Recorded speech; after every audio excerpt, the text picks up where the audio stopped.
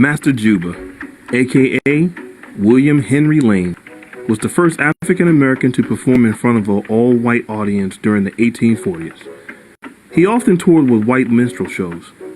It was a combination of the Irish jig and the African steps created by the African slaves, such as the walk-around. This style of dance would eventually influence American dance styles such as jazz, step dancing, and tap. John William Suplet, aka John W. Bubbles, was a vaudeville performer who performed in the duo group Buck and Bubbles. He is known as the father of rhythm tap, including heel drops in his tap style.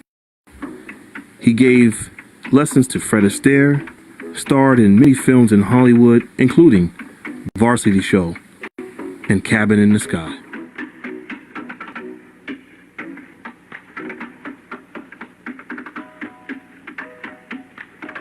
Bill Bojangles Robinson, known for his emphasized clean phases and taps, started in the first half of the 20th century during minstrel shows, vaudeville, Broadway, recording, Hollywood, radio, and television. He brought it up on his toes, upright and swinging. His signature routine was the stair dance, in which he would tap up and down a set of stairs and a complex sequence of steps. He mentored the Nicholas brothers, Fred Astaire, and Sammy Davis Jr. Nicholas Brothers, a team of dancing brothers, was a duo who performed acrobatic technique known as flash dancing. Considered the greatest tap dancers of their day, they also performed in musicals with Cab Calloway, featured in a movie, Stormy Weather. They grew up around vaudeville and became stars during the Harlem Renaissance. Clark Brothers, considered the last brother acts of the tap dancing golden age, these two gospel singers from Philadelphia had their first performance in the Cotton Club in Harlem at the ages of 15 and 17. Frank Sinatra moved them to Britain after the war, and they performed in front of King George VI, where they became favorites in the Working Men's Club.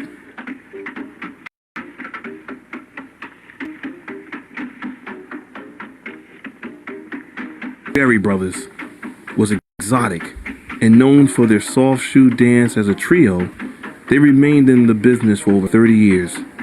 They too began performing vaudeville, Cotton Club, and in London.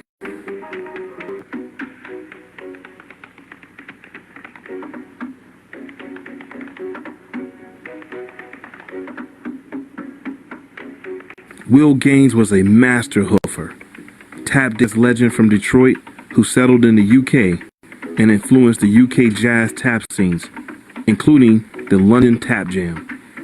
He performed with such greats as Count Basie, Duke Ellington, and Billie Holiday in his prime.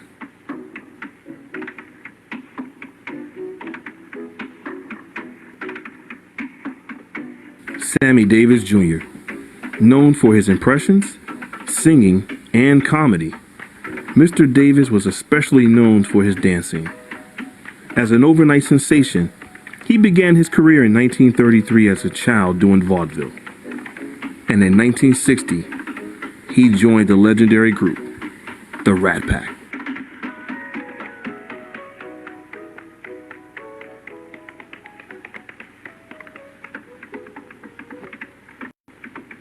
Mr. Brown was a veteran tap dancer, choreographer, and master teacher.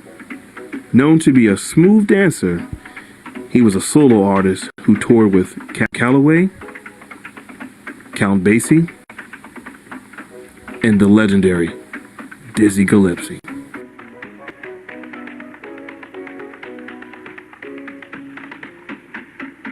Bunny Briggs. This tap dancer performed with the Duke Ellington Orchestra. Nominated for the Tony Award for his Broadway work, he also appeared in the 1989 movie Tap.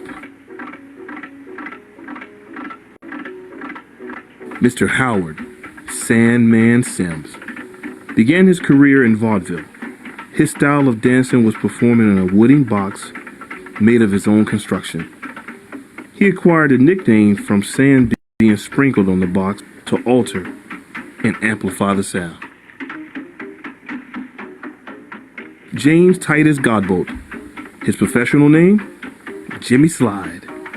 Mixed his style of dance with jazz, and some of his action tricks were similar to the Nicholas brothers. They both used slides as their trademarks. He influenced Savion Glover.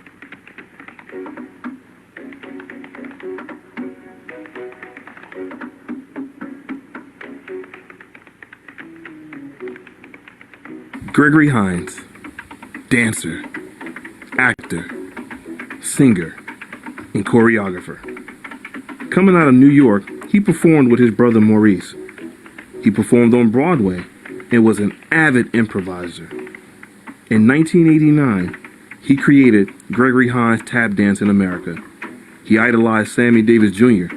and mentored Savion Glover. And of course, Savion Glover. This student of Gregory Hines describes his style of tap as young and funk. He stated that funk is anything that gets in one's head with the rhythm. He starts his pieces with old school moves from famous tappers and works into his own style. Noted for having a heavy foot, he dances hard and loud in every step.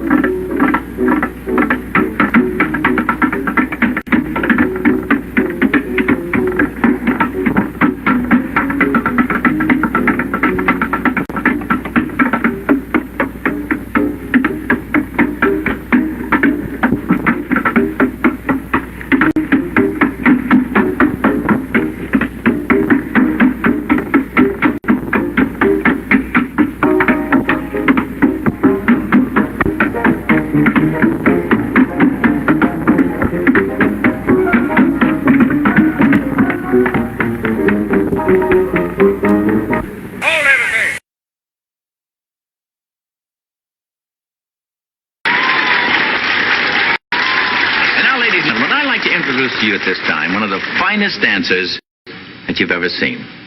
Now, to stand here and make a long, long speech about him would really be keeping you away from a great treat. What? With as many Broadway appearances and nightclubs and theaters throughout the country? I bet you've seen him before. If you haven't, you're in for a great treat right now. Freddie, open the curtains.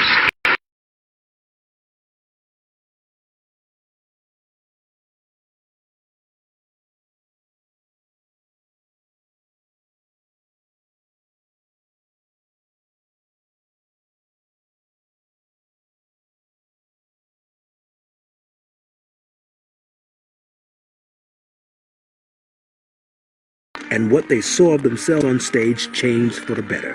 Vaudevillians knew you don't get nasty about the Irish in a theater full of Irish. But with African Americans segregated in the balcony, or excluded entirely from the audience, there was no such thing in mainstream vaudeville as a theater full. And it was that way for almost a century. Hey, Skinny! The minstrel show's coming to town! Beginning in the 1840s, the minstrel show was America's first entertainment craze.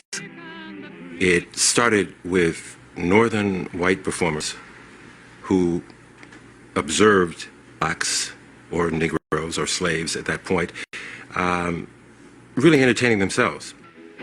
Say, I have an idea. Yes. You be around here about a half hour before the show. You mean you're gonna let me watch up close? Jim Crow, you'll practically be right on the stage. Woo! Wheel about and turn about, change. Wheel about and turn about and do just so. Every time I wheel about, I jump Jim Crow.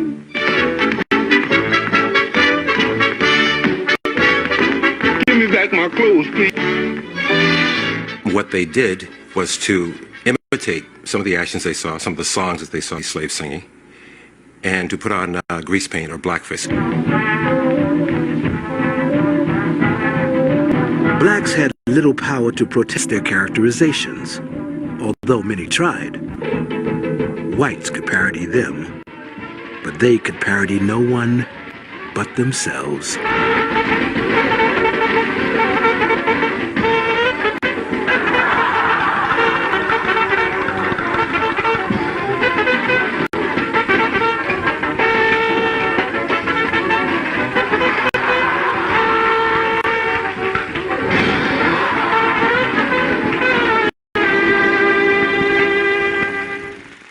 Eventually, African Americans formed their own minstrel companies, billing themselves as real Negro delineators.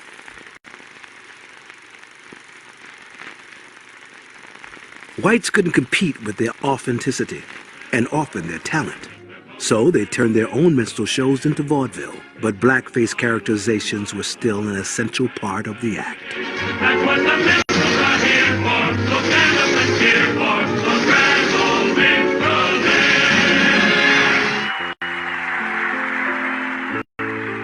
At the same time, African Americans were being lynched by the hundreds and shunned by mainstream society. They were the subjects of the most popular music of the time, so-called coon songs. And like minstrel shows, depicted black life as free, careless, and non-threatening to anyone.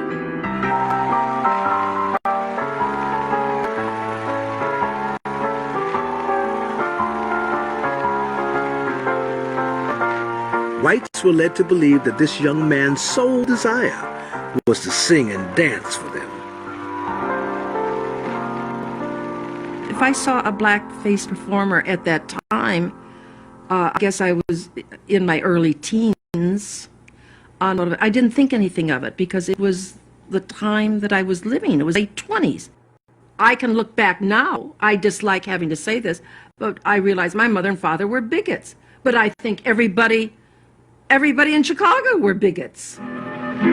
Sitting by the river on a summer evening, listening to the darkest hum.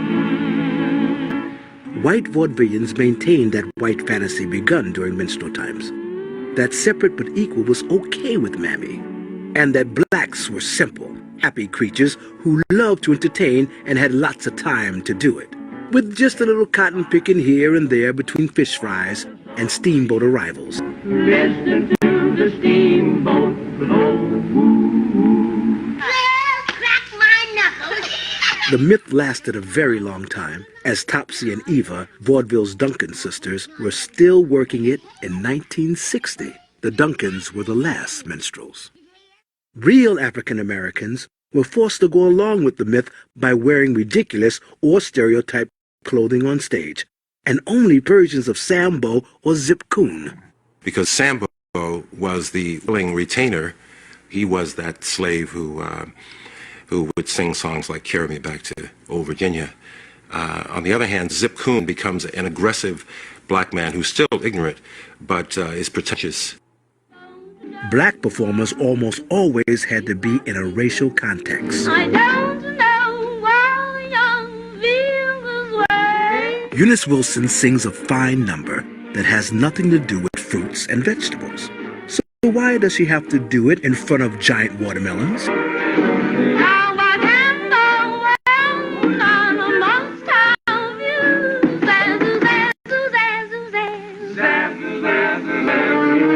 Now the day will come, say, when you give in. I won't give up because I'm your to win, because I don't know why I feel this way. I remember once I had added a wonderful song called Shoe Shine Boy to my repertoire. And it was a perfect song for a kid of 12, 13 to sing. And I sang this song. I had an arrangement of it with an orchestra, and I saw it. And I was booked into the Oriental Theater in Chicago. And there was a wonderful theater with a wonderful line of chorus girls and a great choreographer and producer and so forth. And when she heard about the colored boy coming to work at the theater, her mind began to click, apparently. And when I got there, she had a whole big production number about Shoe Shine Boy. And of course, I was in it. And I had to give up my nice arrangement and then perform in her production, which included running up and down the chorus girls, in front of them with a shoe shine cloth and shining their shoes.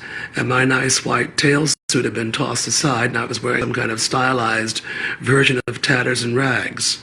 That was my final week in vaudeville. Now I remember as a kid, hold on there now. Now Sapphire done told me that you owes me a nickel. And I used to go like, why do they talk like, to my mother, why do they talk that? The white performers who did minstrelsy did not really do black comedy at all. I mean, the jokes had nothing to do with blacks whatsoever. They were basically gags that were taken. They were of show business origin. They were riddles and gags taken from the northern stage. When blacks came in, you had the emergence of an authentic form of black entertainment, although still veiled it with the stereotypes that had been set up by the white performers. The definition for acting is to do. All of this is an act. Leonard Reed is an African American made in both all white and all black vaudeville. I told you why they put on cork. Not to be black, but to get the expressions from the face. When you put on cork and white lips, you can move your lips around, everybody can see them moving around, and that's a laugh. And I think anything that you can do to get a laugh should be in show business. Show business is show business. And I think that burnt cork for a lot of those vaudevillians was a mask so that when they came off stage, they could disappear into the crowd and nobody would know who they were. Almost all the black comedians before 1950 wore blackface, even for black audiences. In the beginning, they had to. Yeah, let me tell you about the bull of my father. But some wanted to, like the great comedian Dewey Pigmeat Markham. 5 o'clock. And that bull is so fast and so smart, every afternoon about 5 o'clock, he goes way up to the 40 pasture and race that train 5.5 miles. Oh, yeah? Would you believe it? That bull beat that train by 1/2 mile. No. Mm-hmm. Some bull. I know it's some bull. And when Pigmeat took off his cork, he lost the edge that he had in laughter. I said, Pigmeat, what's happening? I said, the bit isn't going in. He said, I don't know, I express myself anymore. He said, they made me take off the cork, and the cork was not to prove that I was black. I knew I was black. He said, Negro, that's what he said, but I just lost the edge. I can't feel like I felt when I had the cork on. And he was broken-hearted till the end. Pig Meat was broken-hearted in that he had to take off cork. Pigmeat Markham was one of the last American performers to take off the mask. His fans were surprised to discover that his face was darker than his makeup. He had been light up, not blacking up, for 40 years.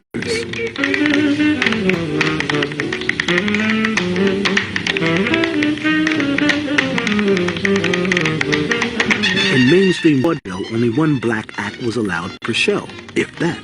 But black performers did have a place to work and learn their craft, the Toba circuit.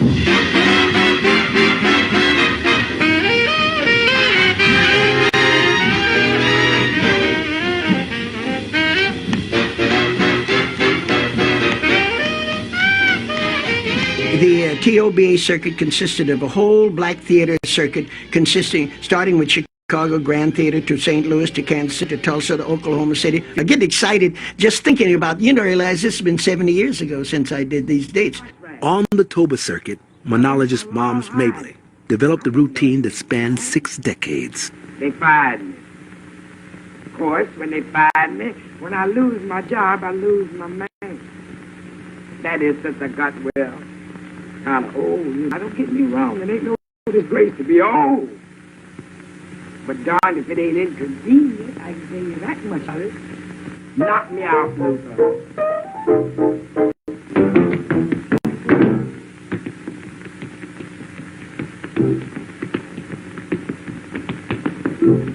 I love the dance. At least I used to love the dance. Am I blue? Am I blue?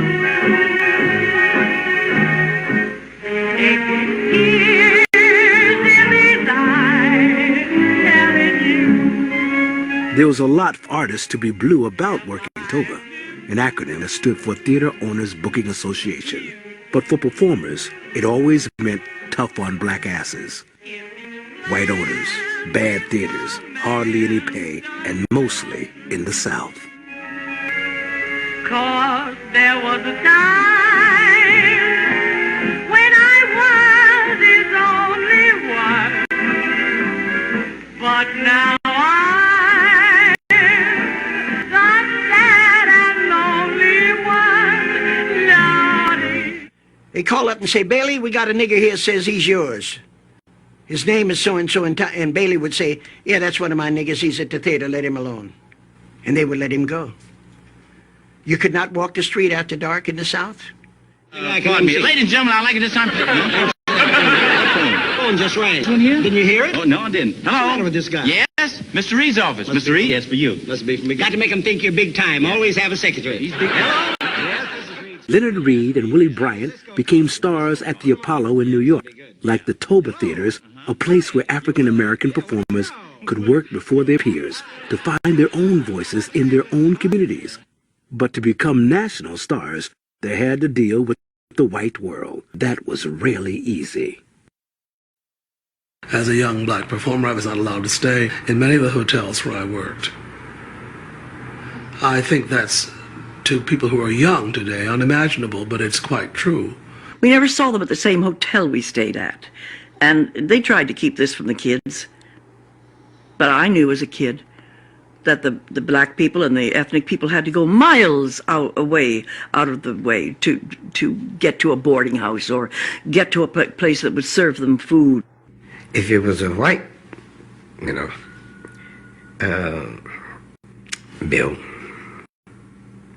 and there were white people on the stage and everything, they would want us to stay in a black hotel, But, and that's another thing where my brother and I, we sort of tried to clip that down too, and go stay.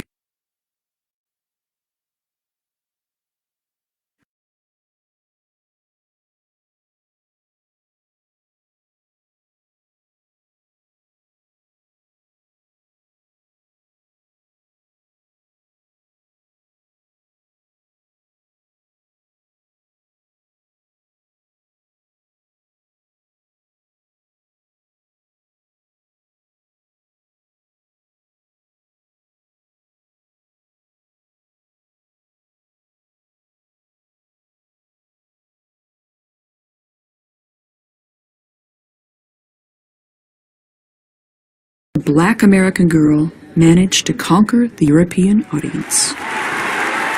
Such a show had never been seen on the old continent. Of course, it was a matter of taste, and some watched it with disapproval.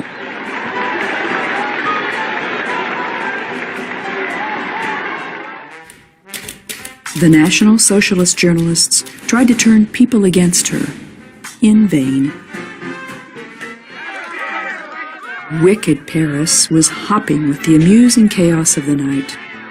Josephine quickly became a real celebrity. The New York beauty shocked and amazed the audience. Every extreme were good. Drugs was madness. Cocaine, heroin, Charleston music, all the madness was there. And Josephine Baker became the embodiment, the personification of those total folly. A girl in a banana skirt becomes a legend very fast. She did this very cute dance, not an exotic dance, but exciting to them. And they were just, and this crazy hairdo that no one was wearing at the time, this short plastered hairdo. So she was just extremely exciting to them. Nightlife prospered in other cities of Europe as well. The Berlin audience, after war and inflation, wanted to revel wildly. Their motto was, anything you like is allowed. And then, sure enough, Josephine Baker conquered Berlin, the great sexual capital of Europe in those days. The city could not resist Baker's campaign. She conquered it easily. She received 40,000 love letters and about 2,000 marriage offers. The audience is crazy about her. Men queued, among them a well-known Berliner, Max Reinhardt. An eyewitness of the happenings, diplomat and rover Graf Kessler wrote in his diary, 1 a.m. in the morning, Reinhardt called me that Miss Baker is here and they're going to do wonderful things. I found Reinhardt among a half-dozen naked girls. Miss Baker had nothing on except a small piece of pink muslin. She danced in an extremely grotesque way, like Solomon's or Tutankhamun's dancers must have danced, like a fool at Isle. She's dancing in front of Max Reinhardt, naked, having sex with a woman on the floor, in front of everyone. She was an entertainer and an exhibitionist. She was absolutely an exhibitionist. So that's why the stage is perfect for her. Her life became a stage, and the world was her stage. 2 and 2, it's perfect. But soon, the nationalist, socialist, moralists appeared, and they dictated what people were allowed to like. There was no place for black beauties in the high quarters. Josephine Baker was ousted from German theaters. Forget the bananas, church it and all that. What else can you do? And suddenly, a little gentleman from Germany come and it's a war over the world. So of course, Josephine, great comedian, she said, well, Paris is the city who adopted me with an open heart. I am willing to give my life for Paris. Of course, standing ovation, you applaud, you cry. Nazis crossed over Paris. For Josephine Baker, this was a sign the time had come to play a new role. She entered the French resistance. It was easy for her. The Germans saw only the exotic old star of the 20s in her. Of course, she played the underground. It's another game for her. She would go when France is occupied by Germany. She would go through the border and through the German soldiers, who of course knew Josephine Baker. Half of them had slept with her before the war, so they would sign autographs. She had tours as the courier of French resistance, with news hidden in the safest place. She was followed by some people from the French underground, and when they crossed the border, they said, oh, Josephine, it's terrible. We could have been arrested. And simply said, but me, I am Josephine Baker.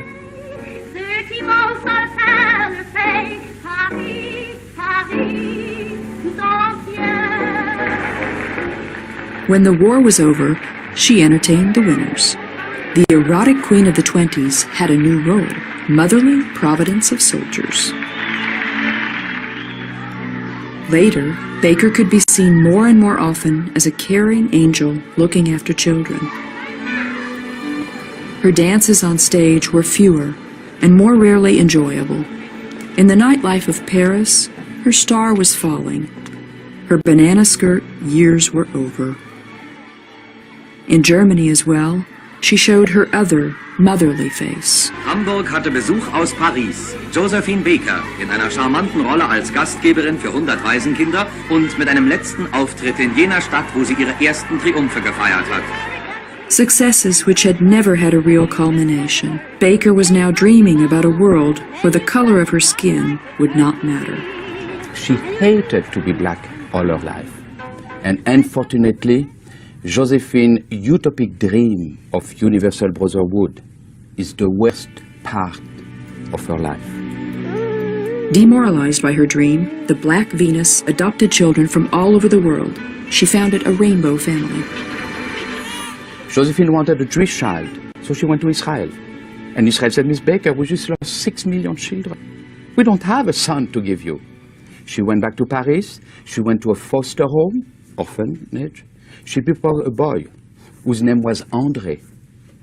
7 hours later, that boy, 2 years old, arrived at Les Milandes, the chateau, the Universal Brotherhood village, and suddenly his name was Moses, and she made a Jew out of him.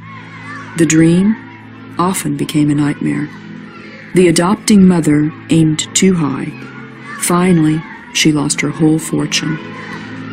She became disappointed and embittered, but she never broke.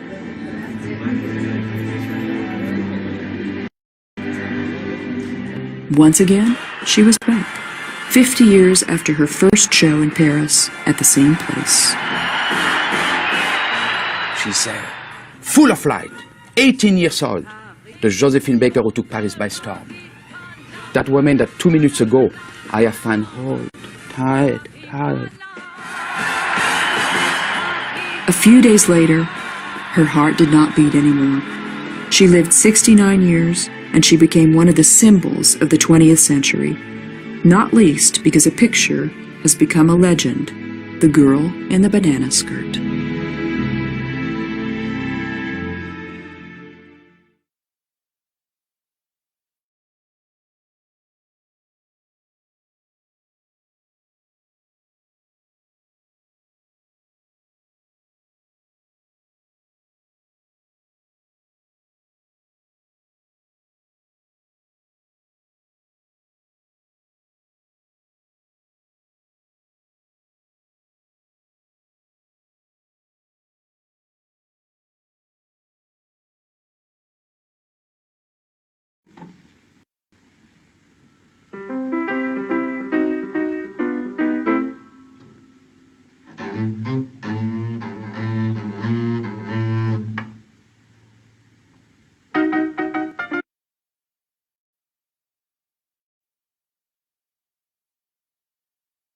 Wanda.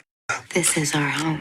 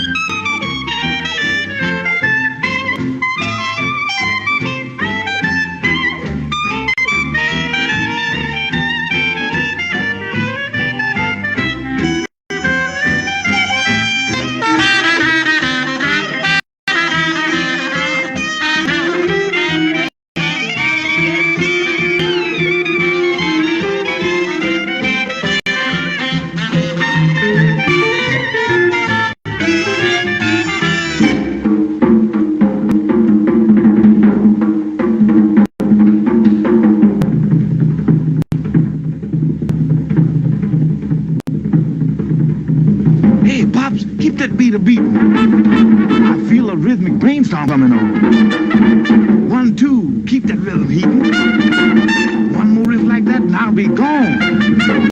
Oh man, don't stop, now we're jumping. Give everything to Lord now. This thing might turn into something. I ain't mistaken, here comes something now.